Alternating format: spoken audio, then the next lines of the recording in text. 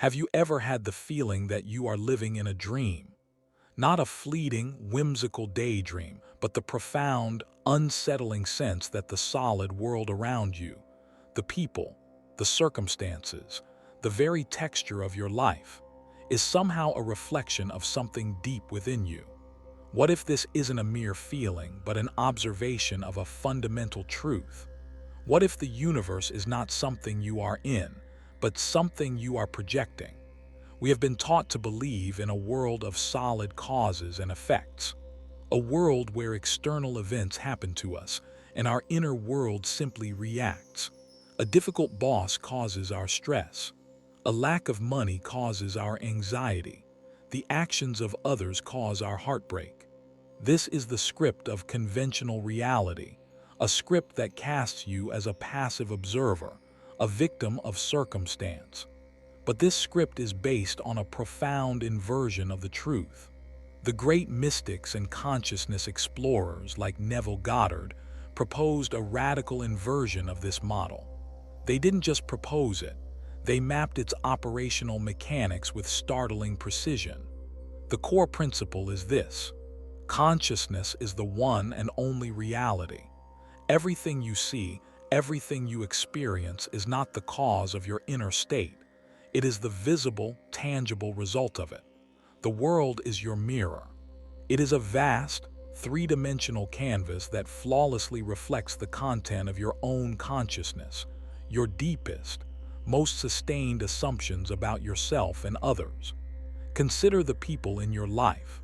We think of them as separate, independent agents with their own fixed personalities. But in this deeper reality, there are no real barriers between minds. There is an invisible, silent communication occurring at all times, a non-local transmission of belief. When you hold a persistent assumption about someone, that they are untrustworthy, that they are critical, that they are distant, you are transmitting that reality to them.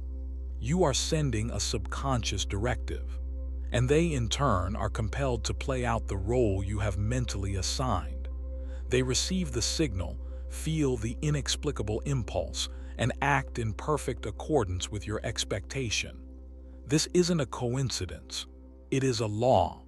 You are not merely observing their behavior. You are, in a very real sense, authoring it. And this mechanism is bidirectional. At the same time, you are an actor in everyone else's play, involuntarily conforming to the assumptions they hold about you. We are all caught in this invisible network of consciousness, shaping and being shaped in a silent, cosmic dance. You are never interacting with someone as they are. You are interacting with the version of them that lives in your imagination. This explains the bewildering patterns we see in our lives.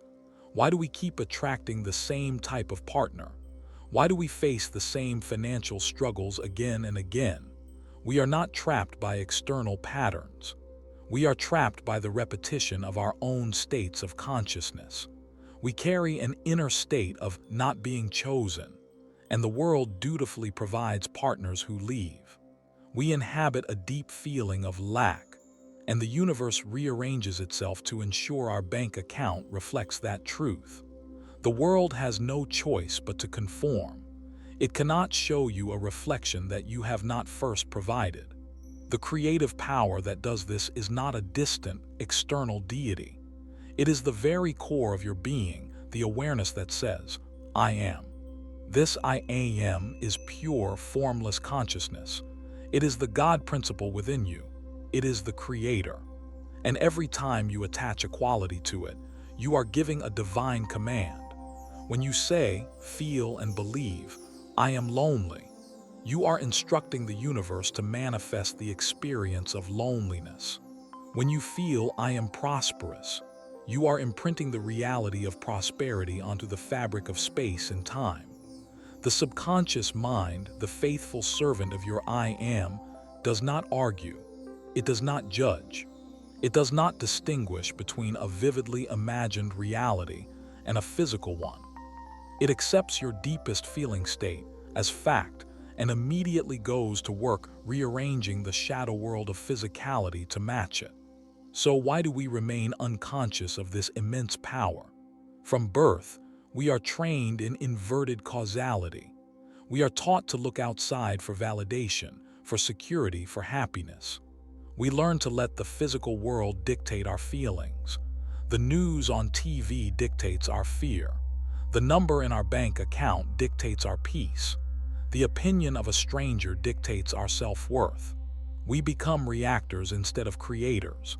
The definitive test of this is simple. For 1 week, track your assumptions. Write down what you truly, deeply believe about your health, your relationships, your finances. Then, watch with radical honesty as the world around you confirms every single one of those beliefs with perfect, unwavering fidelity. The correlation is not coincidental, it is causal. The discovery of this direct correspondence between your inner world and your outer world is the beginning of true freedom. It is the moment you stop being a character in the play and realize you are the author. The key, then, is not to fight the external world. It is futile to argue with a mirror. You cannot change the reflection by force. You must change the object being reflected. You must change the state of consciousness from which you are operating.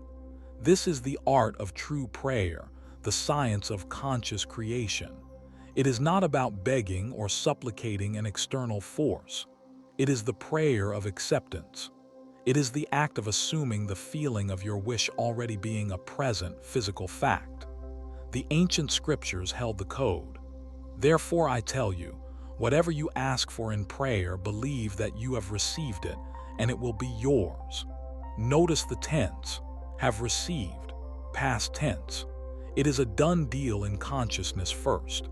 To desire something is to acknowledge that it already exists as a potential within you.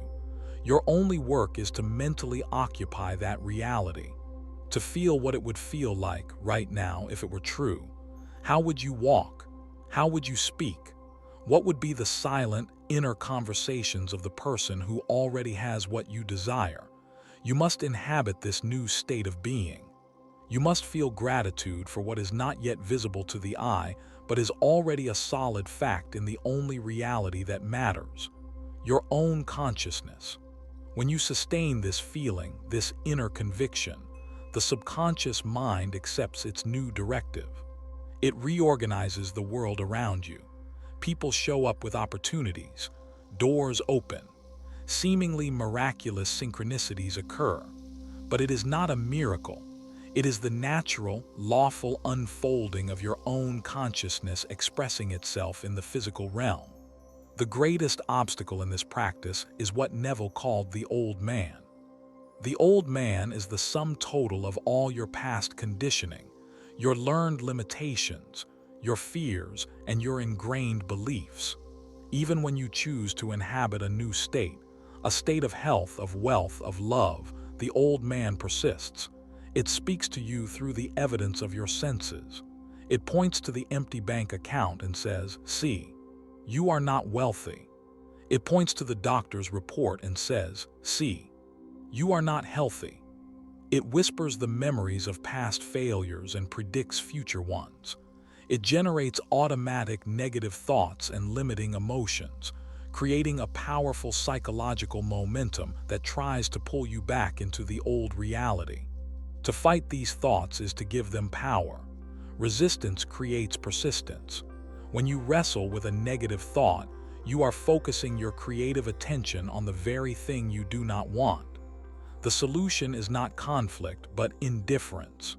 You must learn to disentangle your mind from the evidence of the senses. Your senses only report on past manifestations. What you see today is the result of what you assumed yesterday.